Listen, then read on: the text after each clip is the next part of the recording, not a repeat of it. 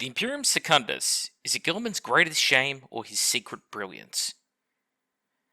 G'day guys, I'm back with the Outer Circle, and it's been a couple of weeks since our last video. I've just been really busy with work, as in real life just sometimes trumps your ability to put out content. It's a shame, but it happens, and at the end of the day you do have to prioritise life above hobbies.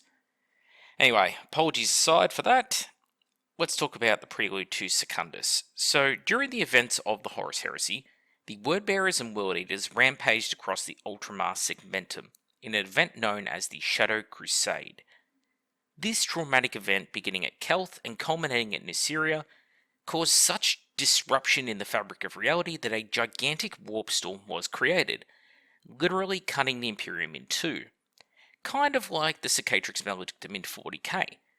This warp storm blocked travel, communication, and even the light of the Astronomicon. Thanks to the disastrous effects of this particularly powerful warp storm, the greatest since the Age of Strife, it became known as the Ruin Storm. Now, trapped on one side of these storms were the arguably three most powerful Loyalist legions yet to fully commit to the heresy. First amongst these forces were the Ultramarines Legion, who in the chaos of the heresy were left to basically shore up the Galactic East on their own. The Ultramarines' immediate task was to clean up the mess left by the Shadow Crusade, as well as to stabilise the region. The Night Lords held the far galactic east of Ultramar, thanks to their conquest of Thramus, and would be a minor thorn in the Ultramarine side, growing in danger as time dragged on.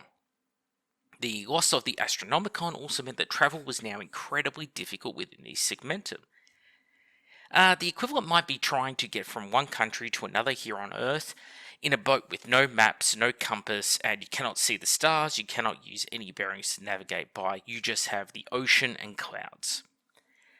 The second legion trapped in this region was the Dark Angels. The Dark Angels were far to the galactic east, even beyond the Night Lords, technically beyond the edge of the Milky Way, and they were involved in a war against Xenos species out there. The Dark Angels forces which returned to Imperial space to resupply brought back information to the Lion about the situation that was unfolding. Lionel Johnson, in his typical analytical way, brought down untold destruction on the Night Lords, utterly shattering them over the course of the Thramus Crusade. I've done a video on this conflict which spans a whole hour, and this was the outcome. It's not the awesome delaying action that Night Lords fans portray it to be, and that's fine because the Lion cheated anyway. More on that later, but for now, the Lion was faced with a choice.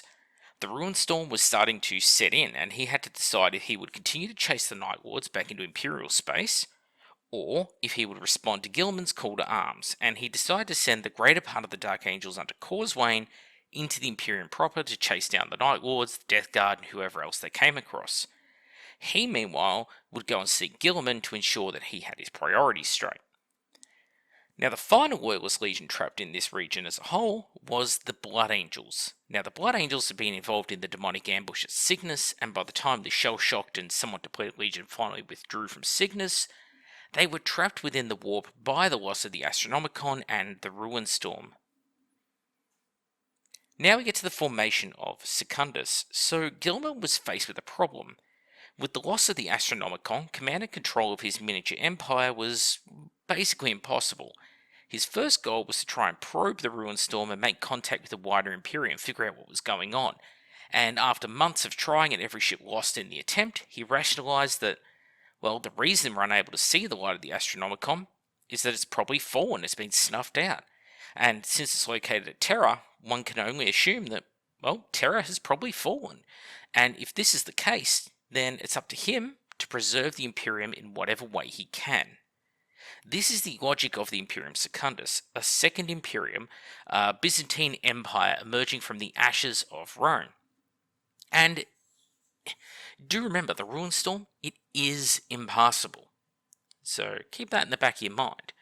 Now, to help achieve this, he used the Iron Warriors under Dantioch to light the Xenos artifact called the Pharos, or the Lighthouse. This alien artifact was related to the Golden Throne and functioned like a pseudo-Astronomicon by creating a blinding point in the warp surrounding a world, surrounding a planet. And it acts like a point on a map that can be navigated to or from. Think of it like a northern star or a southern cross. This target was naturally Macragge, And after turning on the device, Gilman basically drew to him all manner of survivors from the other legions, as well as regaining that crucial command and control. Now, whilst warp travel was still hard, now could be kind of performed somewhat reliably, with the task of stabilising the 500 worlds able to begin. Imperial Fist survivors from the Battle of Fel began to pour in, with Alexis Pollux at their head. The Space Wolves, they had forces who were assigned to monitor Primarchs for treachery. They also began to arrive, with their self-appointed guard of Guilliman. Guilliman now, though, he's faced with the task of governing. If he were to lead this empire, he would be usurping the Emperor in all but name, which Horus had already done, and were his brothers to find out, what would they think? Wouldn't look very good. And what if the Emperor had somehow survived? What then? What would he think? Also, he could not be everywhere at once. There were wars to fight, yes. There is a lot of World Eaters and Word Bearers and Night Lords rampaging all around the place, and even a few Alpha Legion here and there. But bureaucracy couldn't stop, so he can take part in the conquest, and with so many traitors in Ultramar, he's also facing a manpower shortage because the Ultramarines are severely depleted from their pre-war strength. And it's into this hot mess that the Lion arrives, with somewhere between 20 and 30,000 Dark Angels. I'm going to go with the 30 number. So the Lion and 30,000 Dark Angels, they arrive at Macragge, and they put that into perspective, okay? On a man-for-man basis, legions are a lot more powerful than 40k chapters, and this is the equivalent to, give or take, 30 chapters of Space Marines instantly appearing above Macragge, with unknown intentions. Guilliman's already been backstabbed once at Kelth by legions he thought he could trust. If a company of Marines can conquer a heavily defended world, what can 300 companies do? So the Lion and Guilliman both want to probe the other's intent. The Lion could see this sort of mini-empire that Guilliman was creating, and Guilliman knew only that the Lion had conquered the Eastern Fringe. Where did his loyalties now lie? Well, the Lion landed on Macragge in an attempt to sort of sound out the situation, and his legion was on full combat drop readiness above, just awaiting one command from their Primarch that no, Guilliman was a traitor, and they would get to descend upon Macragge. It's at this point that Comrade Curze, who'd stowed away amid the Dark Angel's flagship during the shattering of his legion, now made a play and initiated the drop. The Dark Angels were committing to a full-scale planetary assault thanks to Curze's actions, so the Lion beseeches Guilliman to lower the planetary shields before the Legionnaires were destroyed by just impacting on them. Think bugs hitting a windshield on a car. And Guilliman, despite knowing nothing could stop the assault if the Lion really wanted to destroy Macragge except for this shield, he actually relented and let the Dark Angels land. The Lion, though, to his credit, also commanded his troops to immediately stand down, which repaid the newly earned trust. Curze, he was on the loose on Macragge now, much to Guilliman's frustration, as he had not been informed by the Lion that he had crushed the Night Lords, but that Curze had escaped. The Lion was also frustrated when it was further revealed that Vulcan was also on Macragge, though psychologically unstable, and that Guilliman had hidden him and his condition from the Lion. So the mistrust was at full force here, but through perseverance and a lot of luck, the two forces, the 1st and the 13th Legions, they managed to salvage the situation with the assistance of the Shattered Legion forces, such as the Space Wolves and White Scars, who made a very solid attempt at killing Curze. In the end, Vulcan was seemingly killed, Curze vanishes, and the two Primarchs are at a stalemate. Guilliman needed someone to be the figurehead of the new Imperium. He didn't trust the Lion enough to grant him that power, and the Lion didn't trust Guilliman enough to let him have it because he'd already seen he was starting to make his own empire. And it's into this Mexican standoff that the Blood Angels arrive, just warp-battered and fresh from their ordeal at Cygnus. The Blood Angels and their Primarch were known and trusted quantity, with some of their exploits at Cygnus, such as the demonic incursion, starting to get revealed and the full extent of the horrors of the warp. They basically decided to form a new triad. Sanguinius was chosen to lead the Imperium Secundus, as like the Lion, he agreed with the logic that, yep, Imperium has probably fallen given the information we have, and with much hesitation, he took up the mantle of the Regent. The Lion would become the Lord Protector, or, well, basically the War Master in all but name of the new Imperium Secundus, and his combat record easily spoke for him, and he's the logical choice to lead the fight. And, lastly, Guilliman, he would head up the government and logistics of this arm of the Triumvirate as the Lord Warden. So now the Secundus is ascendant, with Sanguinius in charge of the realm, and with the double Legion manpower that basically Guilliman has at his disposal, things can actually start to get done.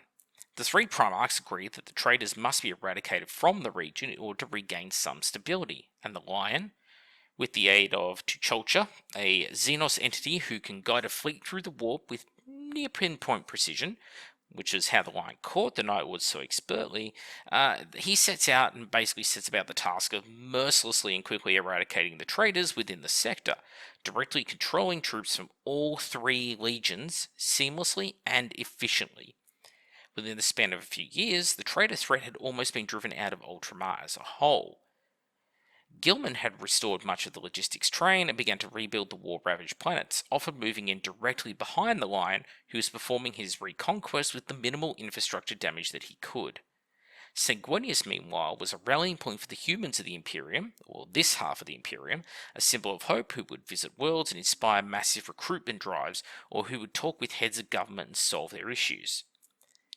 Then the Night Lords happen. Firstly, Curze continually stirred trouble across the sector, inciting small rebellions on planets across the realm. He even directly confronted Sanguinius at one point and savaged Ascalion, who's head of the Sanguinary Guard. The two debated their fates before Curze flees. At this point, the Lion was tasked with hunting down and eradicating Curze. However, he was not to employ any phosphex or rad weaponry to do so. Naturally, the pragmatic Lion, long used to Curze's games, ignored this order from Sanguinius and used such weaponry, and he used it on the location Curze was hiding in. Now, despite this being an uninhabited wasteland, this was a huge no-no as it directly defied Sanguinius' orders, stupid though they were. The Lion then landed, and knowing how deadly he was and how he would fight unfairly, rather than letting Curze play his games, he simply baited him, beat him physically, and then literally broke Comrade Curze's spine over his knee. Upon returning to Sanguinius and Guilliman, his crime was revealed, and for disobeying the Regent, the Lion and his legion were banished from the realm, and the Lion sword snapped by Guilliman. The Night Lords also assaulted the Pharos Lighthouse at this time. They gutted the light in the structure, leading to a logistics breakdown within Ultramar once more as navigation became difficult again. But before leaving the realm, the Lion had an epiphany, and returned to Guilliman and Sanguinius to confront them over Curze and Sanguinius' visions, and he offered up a really simple point, that their visions showed them fighting and dying far from here in the future. Sanguinius was to die before Horus, in fact, and an Imperial assassin sent by the Emperor would kill Curze. How then could they have this fate if the Imperium had truly fallen? The Emperor must be alive, and it must be possible, therefore, to break through the Ruin Storm. This then heralds the end of Secundus. So, following this shocking revelation, the Primarchs, as one, felt like usurpers, that they had failed their father and committed great sins against him. The Imperium Secundus was immediately to be ended. All records were sealed and expunged, all witnesses within the legions were to swear an oath of secrecy, and the three full legions would make for Terra with all their strength. Now, this journey had its own issues. Like I said, the Ruin Storm was impenetrable, but for the sake of this episode, this is functionally the end of the Imperium Secundus storyline, and with the end of it, we can now examine the outcome of it and the reactions of the key players. So firstly, Sanguinius. When the fact that Terra had not yet fallen became known, the three Primarchs would attempt to brave the Ruin Storm and return to the Throne World. Along the way, each of them would be tested, and Sanguinius obviously got the hardest of the tests. He was presented with the possibility that he might survive the heresy and that he could spare his legion from the Black Rage, and in a way this gave him hope. However, he realizes that in order to do so, he would have to become something far worse than Horus, and so he rejected this possible future and resolved to meet his end. Sanguinius realized in another vision that whether he died on Davin or on Terra, his death would still cause his sons to suffer the Black Rage, and there was no escaping that fate, and he decided to let it happen. The Dark Angels and the Ultramarine forces would buy Sanguinius the opportunity to reach Terra by assaulting the rear flanks of the traitor forces and drawing their strength away, so they couldn't concentrate their strength and directly block the Blood Angels from reaching Terra. That's why the Dark Angels and the Ultramarines are not there for the siege. Sanguinius' last act here was to finally punish Curze, and he did so by throwing him in a stasis pod and pointing out to him that for his vision to come to pass where he would be killed, that it wouldn't matter if he just flung that stasis pod into space. he'd be found one day, and meanwhile he wouldn't be able to cause any more trouble to the Loyalist cause. So his fate wasn't being denied. Presumably, the only people more shocked at this were the Lion and Gilliman, who didn't realise Sanguinius was capable of such rational cruelty. Sanguinius then calmly shot the pod with a screaming curse into the void. Now, the Lion. Out of all of the legions, both full and shattered involved in Secundus, the Lion was probably the only one who actually made the conscious decision to go to Macragge, and he did this as he was concerned that Gilliman would become too caught up in his own machinations and empire building, which would seem to be correct, as Gilliman was still going to form his Imperium Secundus, regardless of the Lion intervening. Sanguinius would still have reached Macragge with his shattered forces from Cygnus. However, Conrad Kurz would possibly have died somewhere near Horus's Dark Imperium, deep within the bowels of the Invincible Reason at the Lion's hand. It was thanks to the epiphany of putting two and two together, the fates of Sanguinius and Kurz, that they were able to realise the Imperium still stood. It was only through the use of Tuchalcha that the Dark Angels were able to lead the fleets through the Ruined Storm, eventually reaching Davin and clearing the way for Sanguinius and the Blood Angels to get to Terra by ending the ritual. Now for Gilliman. We know from his own reaction and his looking back at the time in the novels of 30k, as well as the Gathering Storm books that followed it, in universe, the Imperium Secundus officially didn't happen, as acknowledging it would portray Gilliman as a traitor against his father, apparently. The theory goes that Gilliman was only interested in building his own empire, irrespective of the Emperor's involvement in it, which is where the problem lies. And I think this is grossly unfair within the universe, that like any military commander in history, he made the most pragmatic move with the information and intelligence he had at hand. Look at it from his perspective for a moment, and tell me what you would have done. Imagine this. You're rallying for a standard Great Crusade push on yet another Xenos species.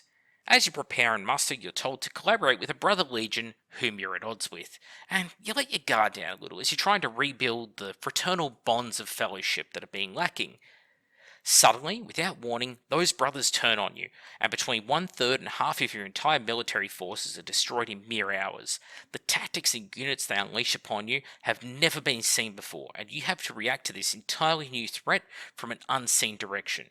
You and all your sub-commanders are scrambling to make sense of the situation, figure out what troops you have left at your disposal, and how to extradite yourself from the situation you now find yourself in. You manage to survive this initial onslaught at huge cost, and the very next message you get is that, well, the rest of the guys you're supposed to be working with, as well as a legion of insane madmen in the form of the World Eaters, are literally eradicating planet after planet in your rear lines. In fact, there are no lines, no logical end goal, no defined limit. They can attack any of your worlds from any direction at any time. You also find out that Isstvan massacres happened. The Raven Guard are functionally dead. The Iron Hands are functionally dead. Ferrus Manus is dead. The Salamanders are also gone. You scramble to put together forces which are large enough to protect these regions, at least large enough to protect them for long enough to consolidate your forces and come to assist any one besieged area. And you scatter these relatively pathetic, by Great Crusade standards, fleets throughout the region. And finally, you get hit at Nysiria, and you make for the planet with everything you can muster, knowing that the odds are against you, as two of your equals, brother Primarchs, are present. And not only do they outnumber you, but they even have superior assets to you in some areas. Now, against all odds, you force a sort of draw. They flee from the planet, and you're left in control of the region, but it's a blasted hellscape now. And as you leave the area, suddenly warp storms begin to set in, and your ships are just blowing up trying to leave. And through sheer luck and good navigation, you manage to return, gravely injured, to your home world, and just take 5 minutes to breathe out and take stock of everything that has just happened. You now try and call for aid to see what else is going on outside of your realm.